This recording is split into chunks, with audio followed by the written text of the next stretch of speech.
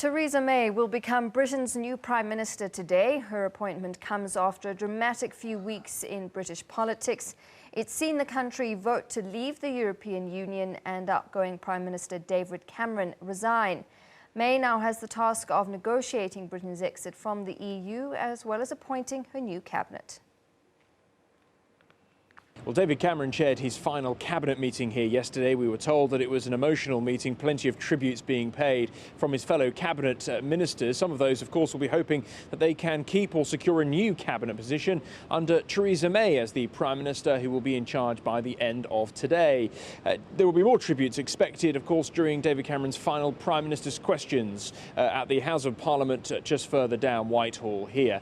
After that, the way the day will unfold, it will see David Cameron, still as Prime Minister, leave the House of Commons, and he's expected to travel to Buckingham Palace, where he will tender his resignation to the British Queen. That is how the process works here in the UK. Then we have a period where the country doesn't actually have a Prime Minister until Theresa May is invited to see the Queen, where she is then appointed the new Prime Minister. She will then be driven here, and we expect those pictures, of course, of Theresa May entering Downing Street as the new leader of the UK, the new British Prime Minister. This, of course, is all happening far sooner than any of us had expected. David Cameron still had some pretty key events to go through in the final weeks while we were expecting a leadership battle to be underway. He was expected to travel in July to Africa for a high-level trade meeting and, of course, the G20 summit in China in September. Those, of course, are two things which will come under the tenure of Theresa May now as Prime Minister, and she indeed has a busy time ahead of her. It's expected on Thursday she will start announcing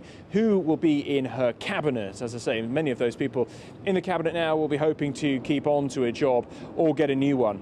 And then the hard work continues. Theresa May has to set up that core team of a Brexit unit within Whitehall to begin the formal negotiation period of getting the UK out of Europe.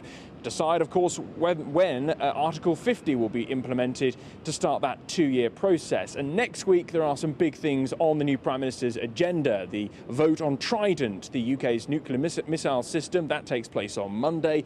And then we expect on Tuesday Theresa May to chair her first cabinet meeting, and on Wednesday her first Prime Minister's questions. Dan Whitehead, SABC News, London.